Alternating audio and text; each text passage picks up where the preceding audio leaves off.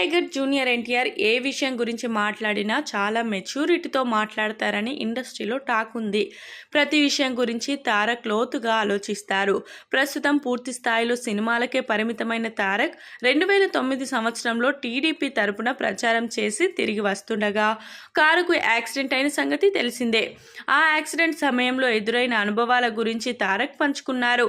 మనం జీవించి ఉన్న సమయంలో జీవితాన్ని ఎంజాయ్ చేస్తూనే ఏదో ఒకటి సాధించాలని యంగ్ టైగర్ ఎన్టీఆర్ చెప్పుకొచ్చారు.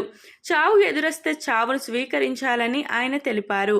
యాక్సిడెంట్ జరిగిన సమయంలో నేను చనిపోనని బలమైన నమ్మకం నాలో ఉందని, ఆ నమ్మకమే చివరి వరకు నిజమైందని తారక్ పేర్కొన్నారు. నేను సాధించాల్సింది ఇంకా చాలా ఉందనే భావన కూడా అందుకు కారణమని ఆయన తెలిపారు. ఎప్పుడు ఏం జరుగుతుందో ఎవరూ చెప్పలేమని ఒళ్ళు దగ్గర పెట్టుకొని మనం చేయాల్సినవి త్వరగా చేయాలని జూనియర్ ఎన్టీఆర్ పేర్కొన్నారు. యాక్సిడెంట్ తర్వాత ఇలా ఆలోచించేంత మెచ్యూరిటీ కొంతమందిలో మాత్రమే ఉంటుందని, ఆ విషయంలో తారక్ను ఎంతో మంది అభినందించారని తెలుస్తుంది. మరోవైపు ఢిల్లీ స్క్వేర్ సక్సెస్ మీట్లో తారక్ దేవర సినిమా అప్డేట్స్ ఇస్తారేమో చూడాలి మరి.